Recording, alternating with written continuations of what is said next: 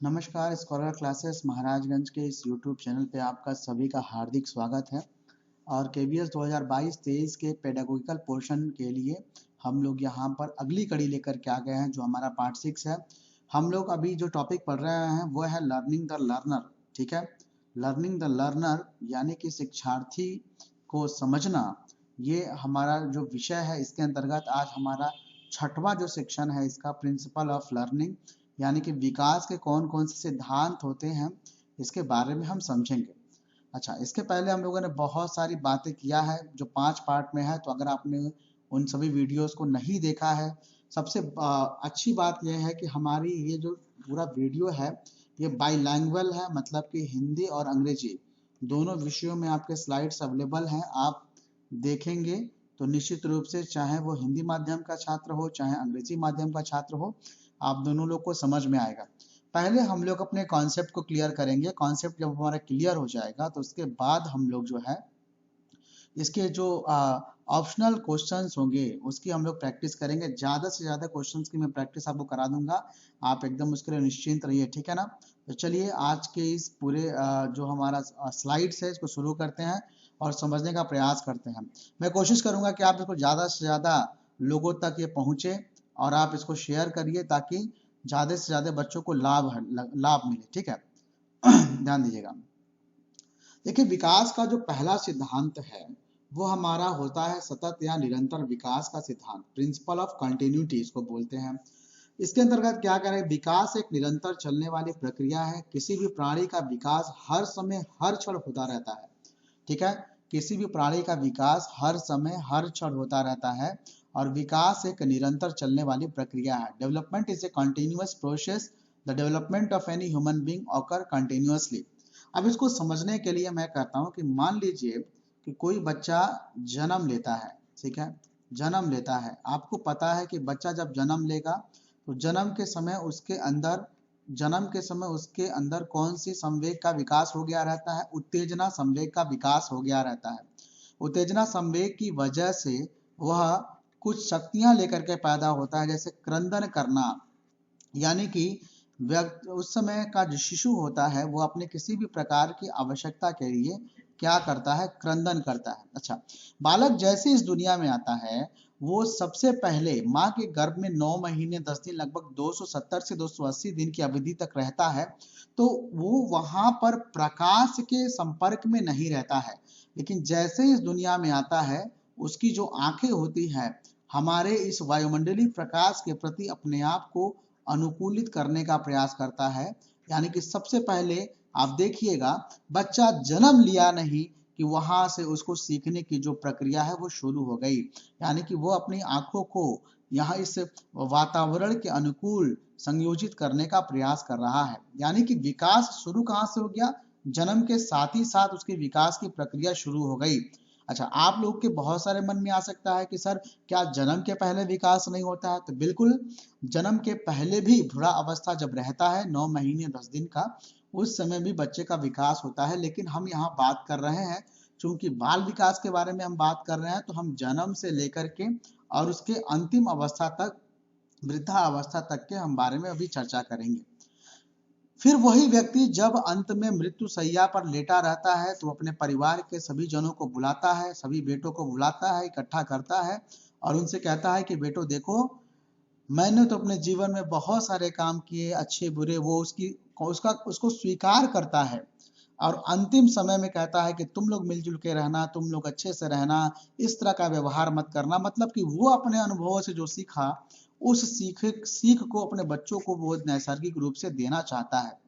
अंतिम समय में भी वो सीखता ये है कि उसके बेटों के बीच में किस तरह का संघर्ष हो रहा है, उसकी संपत्ति को लेकर के, उसे उसके किए गए व्यवहार के प्रति उनका क्या व्यवहार है, ये सारी चीजें वो सीख रहा है। यानी कि उसके जो सीखने की प्रक्रिया है, जो अधिगम की प्रक्रिया है, इसकी शुरुआत जन्म से हुई और कहाँ तक पहुंच गया, जब वो मृत्यु शैया पर नहीं लेट गया तब तक वो जो है कुछ न कुछ सीख रहा है। इस नाते कहा जाता है कि विकास एक निरंतर चलने वाली प्रक्रिया है। किसी भी प्राणी का विकास हर समय हर क्षण होता रहता है। मुझे लगता है कि आप सभी को समझ में आया होगा। सही है।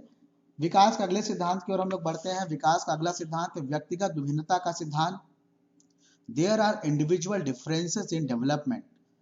क्या कहता है कि संसार का प्रत्येक प्राणी विशिष्ट होता है, सभी के अंदर अपनी विशेषताएं होती हैं, सभी प्राणियों के विकास का दर क्या होता है, अलग अलग होता है, क्योंकि सभी के सीखने की गति क्या होती है, अलग अलग होती है। हमें पता है कि दुनिया का प्रत्येक प्राणी जो है विशिष्ट होता है। आप देखे होंगे एक ही पिता की अगर 4 संतानें हैं, ठीक है, 4 संतानें हैं, तो चारों के गुणों में अंतर होता है, चारों के शारीरिक स्वास्थ्यों में अंतर होता है, चारों के अधिगम स्तर में अंतर होता है, शैक्षिक उपलब्धियों में अंतर होता है। मतलब कि एक ही पिता के संतानों के अंदर भी हमें अंतर देखने को मिलता है। इसलिए कहा जाता है कि संसार का प्रत्येक प्राणी विशिष्ट होता है। अच्छा, ये सिद्धांत जब शिक्षण के संदर्भ में, जब शिक्षण प्रक्रिया के संदर्भ में अगर बात की जाती है, तो यह सिद्धांत शिक्षक और छात्र दोनों के लिए महत्वपूर्ण हो जाता है, क्योंकि शिक्षक जब भी विद्यालय में पढ़ाने जाएगा तो उसके लिए जो सबसे महत्वपूर्ण बिंदु होगा कि वो किस बात पर ध्यान देगा, वैयक्तिक विभिन्नता पर ध्यान देगा, क्योंकि उसको पता होना चाहिए कि उसकी कक्षा का प्रत्येक बच्चा विशिष्ट है और सबके सीखने की गति अलग अलग है। तो उनके अनुकूल किस प्रकार के शिक्षण विधियों का उसको प्रयोग करना चाहिए, यह एक शिक्षण के संदर्भ में सोचने का विषय होता है। तब जाकर के शिक्षण प्रक्रिया को वो प्रभावी रूप से बना सकता है। All human in the world is unique. Everyone has their own characteristics.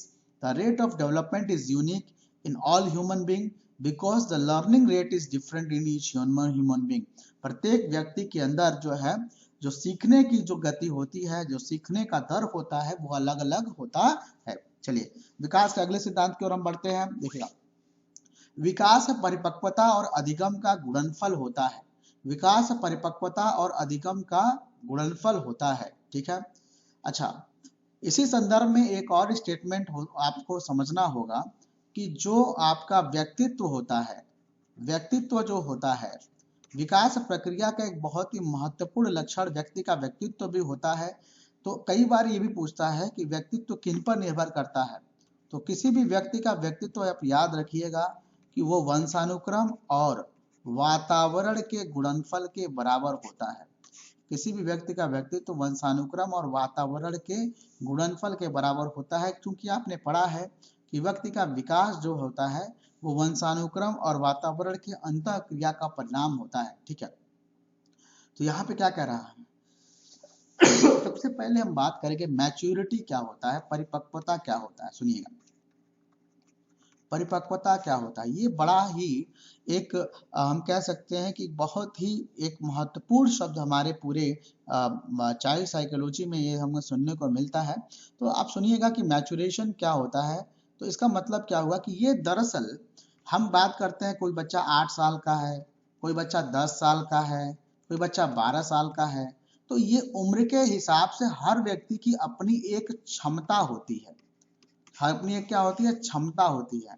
यह क्षमता इस बात का निर्धारण करता है कि वह व्यक्ति किस तरह की चीजों को सीखने के लिए समर्थ है, यानी कि किस तरह की चीजों को वो सीख पाएगा, और उसी हिसाब के विषय वस्तुओं को हम उसके सामने प्रस्तुत करते हैं, उसको सीखने के लिए उसी के जैसा माहौल देने की कोशिश करते हैं, ठीक। इसका मतलब ये है कि अगर हम चाहें कि किसी बच्चे का विकास उसके परिपक्वता लेवल से पहले अगर करने की कोशिश करेंगे, तो निश्चित रूप से कहीं ना कहीं उसके व्यक्तित्व पर इसका दुष्प्रभाव पड़ने वाला है। उदाहरण के तौर पे कि अगर कक्षा 10 का कोई बच्चा है और मैं कहूं कि नहीं तुम अब बीएससी का क्लास करो, बीएससी की चीजें पढ़ो, तो कहीं ना कहीं हम ये दबाव डाल रहे हैं, क्योंकि कक्षा 10 का जो पाठ्यक्रम है वो उसके उम्र के अनुकूल है। इस नाते आपने देखा होगा कि शासन जो पाठ्यचर्या या जो पाठ्यक्रम निर्धारण होता है वो उम्र के हिसाब से किया जाता है, क्योंकि उम्र के हिसाब से उसके परिपक्वता लेवल को भी हम परिभाषित करते हैं। लर्निंग क्या है, learning is the development that comes from the efforts, practice and experience. अधिगम क्या है, अधिगम एक ऐसी विकास है जो प्रयत्न, अभ्यास और अनुभव का परिणाम होता है। आगे आपको जब अनुदिगम पढ़ाया जाएगा तो अधिगम के बारे में बताया जाएगा कि अधिगम क्या होता है। किसी के व्यवहार में जो अस्थायी परिवर्तन होता है, याद रखिएगा, अस्थायी परिवर्तन जब होगा किसी के व्यवहार में, तो मैं कह रहा हूं कि वो अधिगम करेगा। और अस्थायी परिवर्तन के 3 तरीके होते हैं। एक, वह व्यक्ति अभ्यास करे, दूसरा उसको प्रशिक्षण दिया जाए, और तीसरा वह अनुभव के द्वारा कोई चीज सीखेगा। ठीक है, अभ्यास, प्रशिक्षण और अनुभव के द्वारा जब कोई व्यक्ति अपने व्यवहार में परिवर्तन करता है, लेकिन वो व्यवहार में परिवर्तन अस्थायी होता है, तो हम उसको क्या कहते हैं? अधिगम कहते हैं। तो मुझे लगता है कि आपको अधिगम और परिपक्वता दोनों समझ में आया होगा।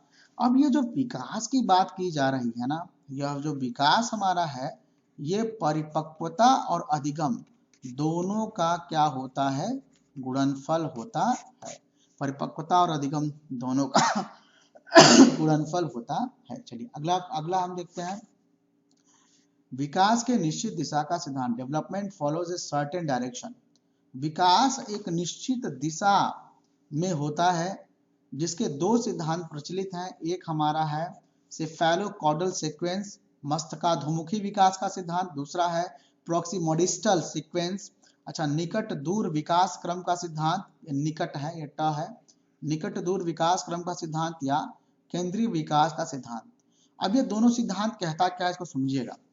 जो मस्तकाधुमी विकास का सिद्धांत वो कहता है कि किसी भी मनुष्य का जो विकास होता है वो सिर से पैर की ओर होता है, यानी पहले सिर का विकास होगा, यानी कि सिर का मतलब पहले उस व्यक्ति के मस्तिष्क का विकास होगा, फिर धड़े का विकास होगा, हाथ का, फिर पेट का, फिर शरीर के बाकी अंगों का विकास होगा।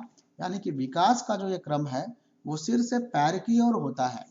जबकि निकट दूर विकास क्रम या केंद्रीय विकास का सिद्धांत क्या कहता है कि किसी भी बालक का, किसी भी प्राणी का विकास में पहले केंद्रीय भाग का विकास होता है, उसके बाद से उसके चारों ओर के, यानी कि पहले भ्रूण का निर्माण होगा, भ्रूण के बाद उसके बाकी अंगों का विकास होगा, यानी दूर वाले अंगों का, बाह्य अंगों का विकास शुरू होता है।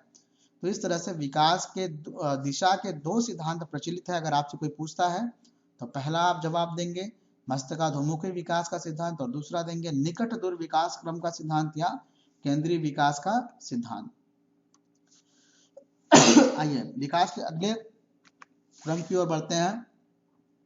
Development is correlated. विकास के परस्पर संबंध का सिद्धांत, ये बड़ा इंपॉर्टेंट है। देखिएगा, सभी प्रकार के विकास के आयाम आपस में जुड़े रहते हैं, जैसे शारीरिक, मानसिक, बौद्धिक, संवेगात्मक, संज्ञानात्मक, भाषाई, चारित्रिक, नैतिक, जितने प्रकार का, सामाजिक, जितने प्रकार के विकास के अगर बारे में आप बात करेंगे ना, तो वो सभी आपस में जुड़े रहते हैं।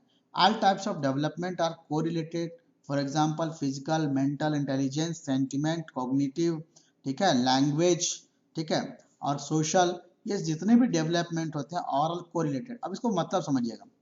मान लीजिए ये एक राम है और राम का शारीरिक विकास बहुत ही उत्तम है। राम का शारीरिक विकास जो है बहुत ही बढ़िया है, तो इसका मतलब कि इसका मानसिक विकास भी अच्छा होगा। और अगर मानसिक विकास अच्छा होगा तो इसका मतलब उसका संज्ञानात्मक विकास अच्छा होगा, इसका मतलब उसका बौद्धिक विकास अच्छा होगा। मानसिक विकास अच्छा होगा, इसका मतलब कि वो अच्छे तरीके से अपने आप को समायोजित कर पाएगा, इसका मतलब कि उसका संवेगात्मक विकास भी अच्छा होगा, इसका मतलब वो अपने संवेगों पर पर्याप्त मात्रा पर नियंत्रण रख पा रहा है, इसका मतलब उसका सामाजिक विकास भी अच्छा होगा। यानी आप देखिए ध्यान से कि एक विकास में अगर आयाम में अगर पर्याप्त मात्रा में विकास हुआ है तो उसका प्रभाव नैसर्गिक रूप से विकास के अन्य आयामों पर भी क्या होता है? पड़ता होता है। यानी कि विकास के जितने भी सिद्धांत होते हैं, विकास के जितने भी आयाम होते हैं, वो सभी आपस में क्या होते हैं? जुड़े रहते हैं। चलिए विकास के अगले सिद्धांत की ओर बढ़ते हैं। विकास सामान्य से विशिष्ट होता है। देखिएगा, विकास जो होता है सामान्य से विशिष्ट होता है। इसके अनुसार बालक पहले सामान्य क्रिया करता है, फिर विशिष्ट क्रिया करता है, सामान्य क्रिया करता है, फिर विशिष्ट क्रिया करता है। According to this general activity proceeds to specific activity. सामान्य क्रिया करता है, फिर विशिष्ट क्रिया करता है। मतलब क्या हुआ कि देखिएगा, अगर हम किसी चीज को सीखने के बारे में बात करते हैं, अगर सीखने की क्रिया के बारे में करते हैं तो बालक पहले सामान्य क्रिया करता है। कोई भी बालक पहले क्या करता है? सामान्य क्रिया करता है। उसके बाद से हम उसको विशिष्ट क्रिया की ओर क्या करते हैं, परिमार्जित करते हैं, उसके वातावरण को या उसको निर्देशित करते हैं।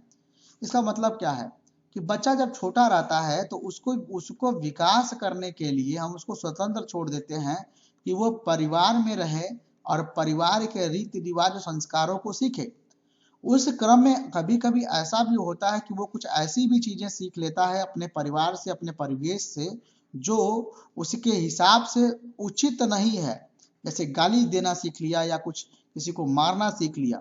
तो अब वो जब बच्चा यहाँ से विद्यालय में जाएगा तो यहाँ पर वो सामान्य क्रिया कर रहा है, ठीक है। जब वो समाज में है, जब परिवार में है, छोटे स्तर पे है, उसका बौद्धिक विकास अभी उतना अच्छा नहीं हुआ है, तो वो सामान्य क्रिया कर रहा है। लेकिन जब वो विद्यालय में जाएगा तो वही बच्चे को अब विद्यालय के द्वारा ऐसा माहौल दिया जाएगा कि उसकी सामान्य क्रिया को हम निर्दिष्ट करेंगे किधर, विशिष्ट क्रिया की ओर। समझ में आ रहा होगा, उसके सामान्य क्रिया को हम किधर मोड़ देंगे, विशिष्ट क्रिया की ओर हम क्या करेंगे, मोड़ देंगे।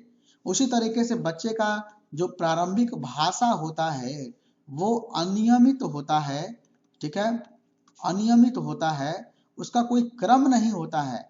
लेकिन हम जब विद्यालय में या परिवार के लोग जब उसको भाषा सिखाते हैं तो वो क्या करते हैं, उसको नियमित करते हैं, उसको मर्यादित करते हैं, उसको संयमित करते हैं, और तब जाकर के बच्चा हमारी अच्छी भाषा क्या करता है, सीखता है। तो हमको याद रखना है कि विकास की प्रक्रिया में पहले बालक सामान्य क्रिया करेगा, फिर विशिष्ट क्रिया करेगा। चलिए आगे बढ़ते हैं। प्रिंसिपल ऑफ इंटीग्रेशन, एकीकरण का सिद्धांत, ये बहुत बार पूछा जाता है। जैसे एक बार तो आप देखिएगा टेट के परीक्षा में पूछा गया था कि प्रारंभ में कोई शिशु वस्तुओं को पकड़ने के लिए हाथ और पैर दोनों का प्रयोग करता है, फिर धीरे धीरे हाथ के प्रयोग से वस्तुओं को पकड़ना सीख जाता है। यह विकास का कौन सा सिद्धांत है? तो आपके दिमाग में क्या आना चाहिए भाई, यह विकास का एकीकरण का सिद्धांत है। समझ में आ रहा है? देखिएगा, कोई बच्चा जब छोटा रहता है तो आपने देखा होगा कि अगर कोई आप वस्तु उसके सामने देंगे तो वो हाथ और पैर दोनों से उसको पकड़ने की कोशिश करता है। मतलब ये कि प्रारंभ में बच्चे का जो शरीर है इस बात के लिए अनुकूलित नहीं होता है कि उसका पैर और हाथों का जो कार्य है वो अलग अलग है, इसलिए वो दोनों का प्रयोग करके वस्तुओं को पकड़ने की कोशिश करता है। लेकिन जैसे जैसे उसकी उम्र बढ़ती है, आगे बढ़ता है, उसको समझ में आ जाता है कि हाथ का कार्य है वस्तुओं को पकड़ना, हाथ का कार्य है वस्तुओं को पकड़ना, और पैर का कार्य है चलना। समझ में आ रहा है?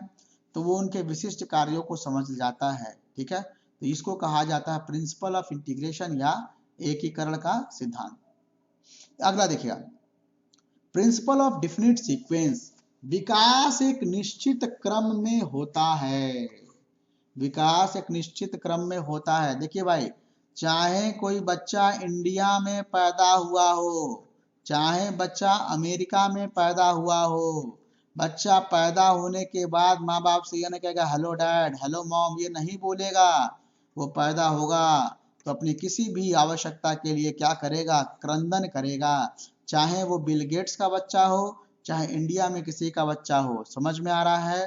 तो इस तरीके से जब वो बच्चा इस दुनिया में जन्म लेगा तो क्रंदन करेगा, ये निश्चित है, ठीक है। फिर क्रंदन के बाद अगला क्रम क्या होता है भाषा सीखने का, वो बलबलाता है। बलबलाता है, बलबलाना का मतलब जैसे कुछ ऐसी चीजें बोलता है जो आपको समझ में नहीं आती है, और घर वाले जो समझते हैं कि अरे ये बोला, वो बोला, पापा बोला, लेकिन वो कोई सीक्वेंस उसका नहीं है, ठीक है। धीरे धीरे वो भाव भंगिमाओं का प्रयोग करना सीख जाता है, यानी मुस्कुराता है आपको देख करके, आप लोग कहते हैं अरे देखो मुझे देखकर हंसा। फिर तब जा करके अब वो अनुकरण करना सीखता है। अनुकरण का मतलब जैसे आप बोलते हैं पा मा ना, तो वो उसको थोड़ा सा कैच करने की कोशिश करता है। हमको पता है कि शैशवावस्था में जब बच्चों को बताया जाता है कि शैशवावस्था में बच्चे किस प्रकार से सीखते हैं, तो शैशवावस्था में बच्चे अनुकरण द्वारा सीखते हैं। किसके द्वारा सीखते हैं? अनुकरण द्वारा सीखते हैं। शैशवावस्था की अवस्था को और क्या कहा जाता है? अतार्किक चिंतन की अवस्था कहा जाता है। सीखने का आदर्श काल कहा जाता है, सीखने का स्वर्ण काल कहा जाता है, जिसमें मानसिक और बौद्धिक विकास, मानसिक विकास और शारीरिक विकास सबसे ज्यादा मात्रा में होता है। ये आपने पढ़ा होगा, है ना। चलिए आगे देखते हैं।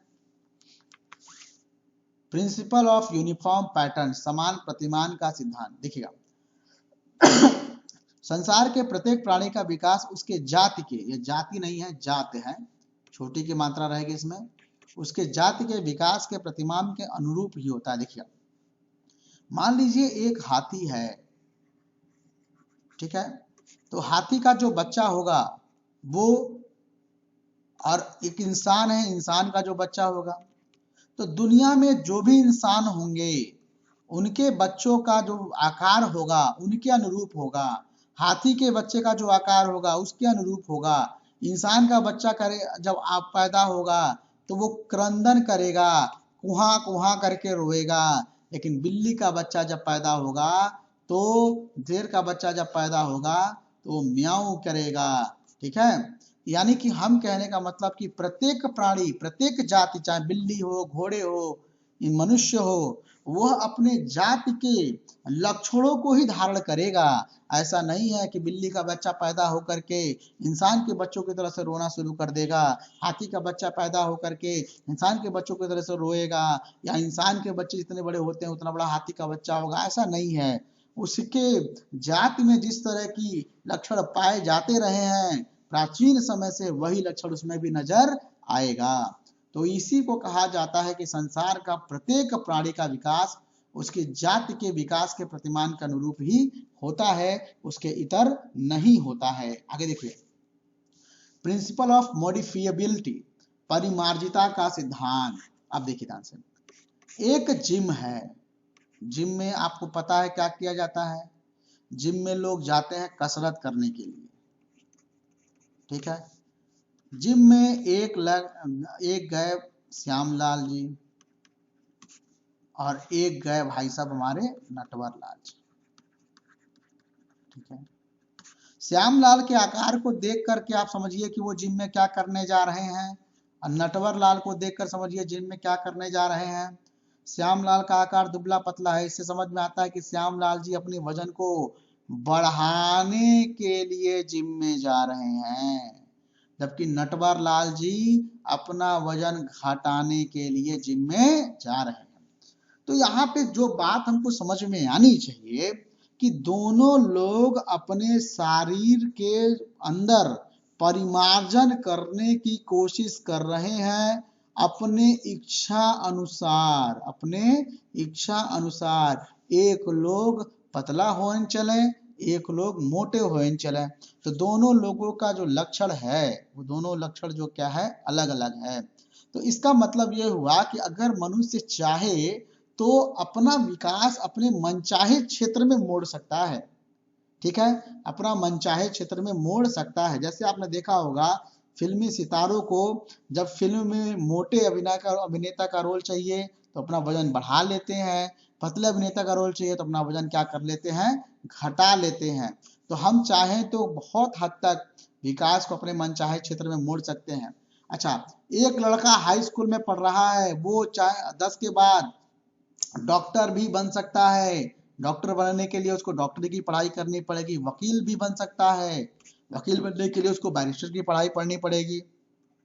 इंजीनियर भी बन सकता है, अभिनेता भी बन सकता है। यानी कि वो चाहे तो अपना विकास अपने मनचाहे क्षेत्र में क्या कर सकता है, जोड़ सकता है, बदल सकता है, मोड़ सकता है। मुझे लगता है कि आपको समझ में आया होगा। देखिए, अगर आपको वीडियो में कहीं कोई दिक्कत हो तो आप उसको एक बार फिर से जो है रिपीट करके सुन लीजिए। मुझे लगता है आपको समझ, फिर भी अगर आपको समझ में नहीं आता है तो आप कमेंट करिएगा, उसको वीडियो को और अच्छे तरीके से समझाने की कोशिश किया जाएगा, ठीक है। चलिए, इस तरीके से हमारा ये जो है यहाँ पर टॉपिक समाप्त होता है। अच्छा, इसमें एक दो और हम जोड़ सकते हैं। जैसे एक बार कहा जाता है, एक और है चक्राकार प्रगति का सिद्धांत, ठीक है।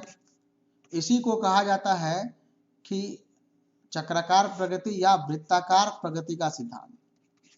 इसका मतलब क्या हुआ कि इसमें यह कहा गया कि मनुष्य का जो विकास होता है वो चक्राकार आकार में होता है। जैसे कि आपने देखा होगा मनुष्य के हाथ का विकास, गर्दन का विकास, पैरों का विकास, पेट का विकास, यह सभी एक चक्र की तरीके से होता है, चक्र के भांति होता है। यानी कि इसका जो क्रम होता है वो वृत्ताकार या चक्राकार होता है।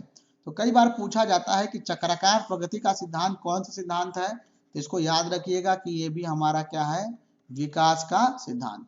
कई किताबों में एक और दिया हुआ है कि वातावरण और वंशानुक्रम के अंतःक्रिया का सिद्धांत, वातावरण और वंशानुक्रम के अंतःक्रिया का सिद्धांत। तो इसमें याद रखिएगा कि किसी भी व्यक्ति का जो विकास हो रहा है उसमें वंशानुक्रम और वातावरण दोनों बराबर बराबर भूमिका निभाता है। 50-50% का योगदान दोनों का होता है। इसको याद रखिएगा, ये परीक्षा में पूछे जाने वाला सवाल है कि वंशानुक्रम और वातावरण का परसेंटेज कितना होता है, तो बराबर बराबर होता है, दोनों का योगदान बराबर बराबर होता है। तो मुझे लगता है कि आपको अच्छे से समझ में आया होगा। ठीक है, आप वीडियो को जरूर शेयर करिए और इसको लाइक करिए। बहुत अच्छी स्लाइड्स हम लोग बना रहे हैं, इसको आप चाहे तो इसका नोट्स बना सकते हैं। फिर भी अगर आपको पीडीएफ चाहिए या पावर पॉइंट चाहिए, नोट्स चाहिए, तो आप कमेंट करिएगा, ये सारी चीजें आपको हम लोग देने का कोशिश करेंगे। चैनल्स को सब्सक्राइब करिए, शेयर करिए ज़्यादा से ज़्यादा।